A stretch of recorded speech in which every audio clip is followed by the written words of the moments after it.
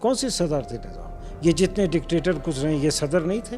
یہ سارے ان صدر نے ان سے ملک کا جتنا ستیہ ناش ان صدور نے کیا ہے اس کا کوئی اندازہ آپ نہیں لگا سکتے. یہ دنیا میں یونیک واقعہ ہے کہ کوئی ملک اپنے دریا بیچتا ہے. یہ یونیک واقعہ ہوتا ہے کہ اگر آج ہم کہیں کہ ہم اپنے پہاڑ بیچتے ہیں تو اس ملک میں یہی ہو رہا ہے. جو اسٹیبلشمنٹ ہے اس نے اس ملک میں صحیح جمہوریت کو آنے نہیں دیا ہے. کوئی یہ سمجھتا ہے کہ صدر والا جو ایکسپیرینس ہے جو تجربہ ہے اس کو ریپیٹ کیا جائے گا؟ ناممکن ہے. میں اپنے تجربے پہ کہتا ہوں پارلیمانی نظام سے بہتر نظام اس سسٹم میں ہے ہی نہیں.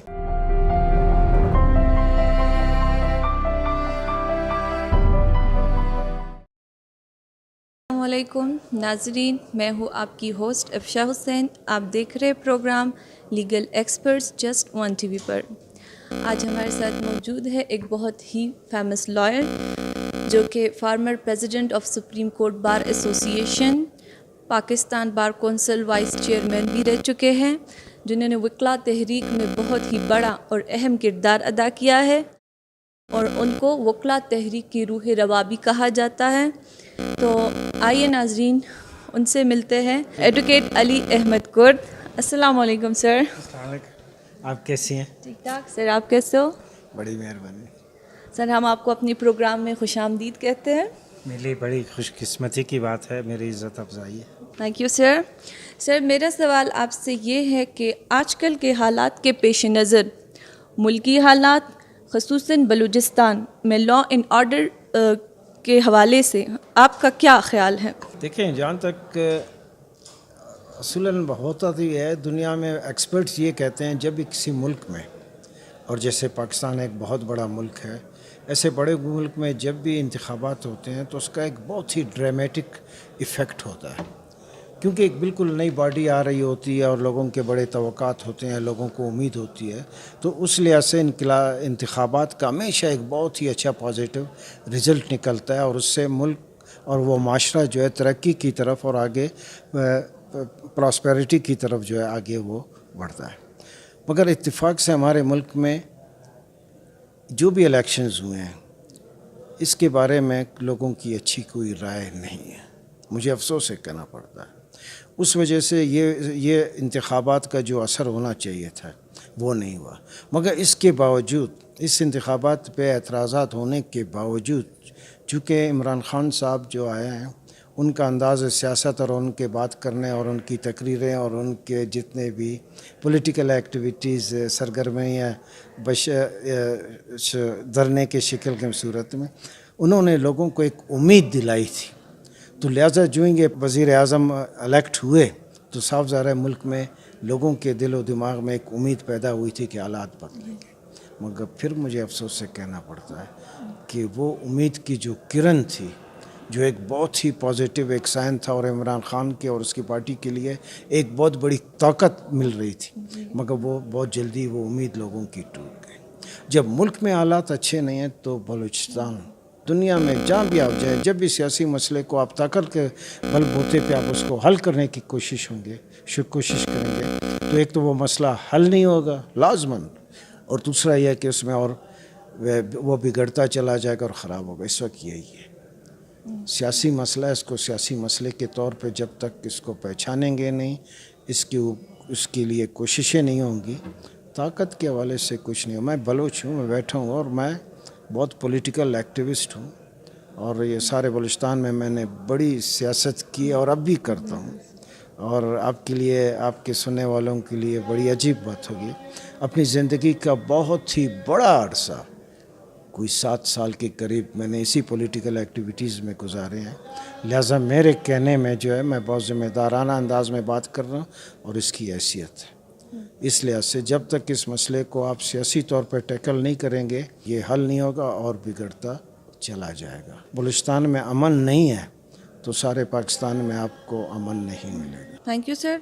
سر, the lawyer movement which is also known as the movement for the restoration of judiciary، آپ نے بہت ہی بڑا اہم کردار ادا کیا ہے اس موومنٹ میں. تو آپ کو کیا لگتا ہے سر کیا چینجز آئے ہیں اس کے بعد جوڈیشری میں؟ کیا آپ مطمئن ہیں ان چینجز سے؟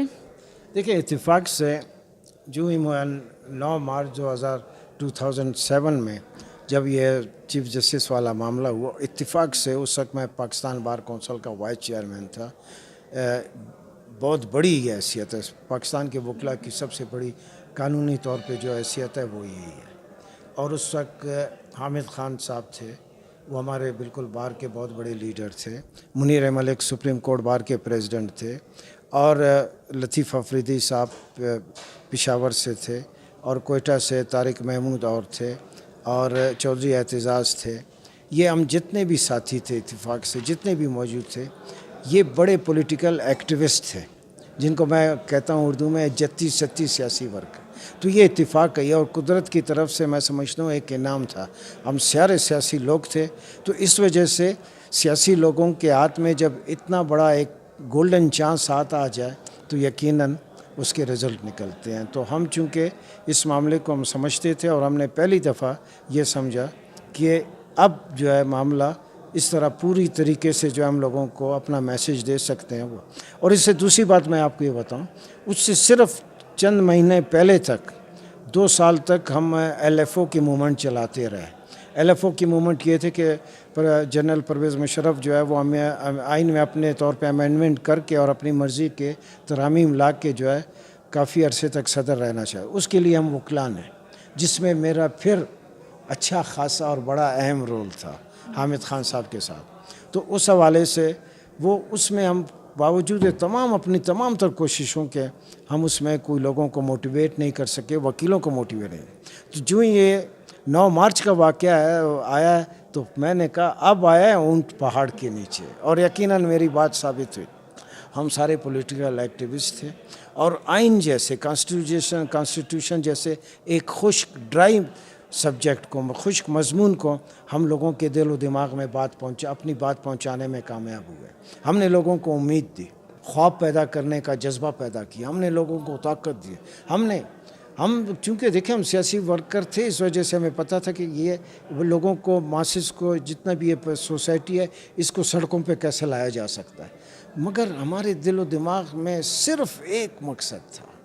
हम बात आइन की सरबलंदी के लिए लड़ रहे थे, हम अदालतों की आज़ादी के लिए लड़ रहे थे, हम लोगों की खुशहाली। मगर सबसे बड़ी बात जो थी, हम लोगों को ये मैसेज देना चाहते थे कि ये मुल्क बहुत बड़ा मुल्क है, और ये मुल्क जो है सिर्फ जमहूरियत के बलबूते पे चलेगा। और लोगों को पॉलिटिसाइज करके हम लोगों को चाहते थे कि उनको इस मामले में आगे लाया जाए। तो लोगों को हमने बड़ी उम्मीदें दी, सब कुछ किया, मगर मुझे अफसोस से कहना पड़ता है उस मूवमेंट के नतीजे में जो शख्स रिस्टोर होके एज ए चीफ जस्टिस बैठा, उसको ये गलत फहमी हुई कि शायद ये सारा कुछ मेरी वजह से हुआ है, ये सारा कुछ मैंने किया है। तो इस गलत फहमी में लोगों की उम्मीदें टूट गई और कुछ भी नहीं बदला। और इसीलिए सिर्फ चंद महीनों के अंदर ही अंदर मैंने कहा था कि कुछ हालात में कुछ तब्दीली नहीं आए, अब भी अदालतों में फ़िरौन बैठे। सर, आजकल प्रेस में सदारती तर्ज हुकूमत के बारे में आ रहा है, आपका इस बारे में क्या ख्याल? नहीं, देखिए ये तो बहुत गलत बात है, और हम सियासी लोग और पाकिस्तान के अवाम पूरी तरह आप समझते हैं पाकिस्तान अब बहुत ही वेल इन्फॉर्म्ड और वेल अवेयर किस्म का सियासी शऊर रखने वाले लोगों का मुल्क है। अब इनको किसी भी तरीके से अब कौन सी सदारती निज़ाम, ये जितने डिक्टेटर गुजरे ये सदर नहीं थे? ये सारे इन सदर ने इनसे मुल्क का जितना सत्यानाश इन सदूर ने किया, उसका कोई अंदाज़ा आप नहीं लगा सकते। जब ये अयूब खान से ले लें, आप अंदाज़ा लगा, अयूब खान के हवाले से आप सदर थे और बहुत दबंग वाले सदर थे, सारे के सारे इख्तियारों के बाद आप अंदाज़ा लगाएं उसके पास उस वक्त बहुत बड़ी इंटेलेक्चुअल्स लोगों की, बहुत बड़े पढ़े लिखे लोगों की टीम उसके साथ थी। मगर उनकी अकल का आप अंदाज़ा लगाएं कि उन्होंने अपने मुल्क के 3 दरिया बेचे। ये दुनिया में यूनिक वाक़या है कि कोई मुल्क अपने दरिया बेचता है। ये यूनिक वाक़या होता है कि अगर आज हम कहें कि हम अपने पहाड़ बेचते हैं, तो इस मुल्क में यही हो रहा है। इस मुल्क में दरिया बेचे जाते हैं, इस मुल्क में सेंधक जैसा पहाड़ बेचा जाता है सब कुछ। ये क्या हो रहा है? ये क्या सदर लोग हैं? ये सारे सदर हैं। तो लिहाजा कोई ये समझता है कि सदर वाला जो एक्सपीरियंस है, जो तजुर्बा है, उसको रिपीट किया जाएगा, नामुमकिन है। मैं अपने तजुर्बे पे कहता हूँ, एक पॉलिटिकल जत्ती सत्ती पॉलिटिकल एक्टिविस्ट के तौर पे कहता हूँ, ज़िंदगी सारी क़यामत तक इस मुल्क में सदारती निज़ाम अब नहीं आ सकता, सिर्फ़ और सिर्फ पार्लिमानी निज़ाम। पार्लिमानी निज़ाम अगर अब तक तो जो भी आप समझिए लूली लंगड़ी जो भी जमहूरियत है, अगर वो लोगों को अभी तक उस तरह नताइज नहीं दे सके हैं, तो इसमें न लोगों का कसूर है, न सियासी वर्करों का कसूर है, न सियासी पार्टियों का कसूर है। कसूर उन लोगों का जो लोगों के वोट को वो राइट नहीं देते, जो लोगों के इलेक्शंस को रिक करते हैं, जो अपनी मर्ज़ी के लोगों को इस मुल्क में लाना चाहते हैं। इस मुल्क में जितने भी इलेक्शंस हुए हैं, उन सबको बाहर से पोलिंग स्टेशंस पे बैठे हुए पोलिंग बॉक्सेस में डाले वो वोट से हट कर जो बाहर लोग बैठे होते हैं, जो ताकतवर लोग हैं, जो एस्टेब्लिशमेंट है, उसने इस मुल्क में सही जमहूरियत को आने नहीं दिया है। उसने इस मुल्क में जो वज़ीर आज़म को जो है इख्तियार देने के बावजूद अपनी सारी ताकतें अपने हाथ में रखी हैं। तो लिहाजा ये जमहूरियत है, पार्लिमानी निज़ाम है, ये चलता रहेगा और बहुत अच्छे तरीके से जाएगा। सफाई भी होगी, चांटी भी होगी, एक अच्छा निज़ाम आएगा। इसकी जगह अगर कोई सदारती निज़ाम लाने की बात सोचता है, मैं समझता हूँ इस मुल्क के साथ दुश्मनी कर रहा है, वो इस मुल्क के अवाम के साथ कर रहा है। फिर अगर एक दफ़ा आए, जो कि नहीं आएगा, मुझे मालूम है बिल्कुल नहीं आएगा, मगर मैं कहता हूँ अगर फिर भी किस लाने की कोशिश भी कोई कर रहा है, तो वो इस मुल्क के अवाम और मुल्क से जो है मैं समझता हूँ मफादात के ख़िलाफ़ बात सर, तो आप क्या समझते हैं, मुल्क में पार्लिमानी निज़ाम बेहतर रहेगा? बिल्कुल होगा, बिल्कुल होगा। पार्लिमानी निज़ाम से बेहतर निज़ाम इस सिस्टम में है ही नहीं। हम और इंडिया में क्या फ़र्क है? हम तो एक दिन पहले आज़ाद हुए, इंडिया में गए, हमसे बहुत बड़ा मुल्क है, हमसे 5-7 गुना बड़ा मुल्क है। उसमें जमहूरी पार्लिमानी निज़ाम कामयाब है और हमारे मुल्क में आके नाकाम है। इसका मतलब ये है कि वहाँ इस्टेब्लिशमेंट मजबूत नहीं है, यहाँ इस्टेब्लिशमेंट हमारी नाकामियों, हमारी नाअहलियों की वजह से मजबूत है। इस्टेब्लिशमेंट हमारे मामलात में दखल करती है। जब एस्टेब्लिश हमारे इलेक्शन में, हमारे मामलात में, हमारे सियासत में, हमारे सियासी पार्टियों में जब मुदाखलत करेगी, तो इसलिए पार्लिमानी निज़ाम नहीं चलेगा। इस दफ़ा आपके सामने है, कोई भी अच्छा या बुरा, मैं 15-20 साल से किसी सियासी जमात से मेरा कोई ताल्लुक़ नहीं, मगर मैं समझता हूँ कि जो भी रिकग्नाइज रिनाउंड किस्म के पॉलिटिकल अपोजिशन लीडर्स हैं, उनमें से एक भी इस वक्त असम्बली में नहीं आया। ये आसमान की तरफ से नहीं हुआ, ये सारा बाहर से इंजीनियरिंग किया गया। तो आप जब तक लोगों को उसके वोट को तकद्दुस नहीं देंगे, अहमियत नहीं देंगे, इज़्ज़त नहीं देंगे, एहतराम नहीं देंगे और उस दिए हुए मैंडेट को चेंज करेंगे, तो पार्लिमानी निज़ाम में नुक्स तो पैदा होगा। आप अपना हाथ रोक लें, आप एक तरफ हो जाएं, आप देखें पार्लिमानी निज़ाम कामयाब होता है या नहीं होता। और वैसे भी सदारती निज़ाम, पार्लिमानी निज़ाम, इसलिए ये एक फेडरेशन है।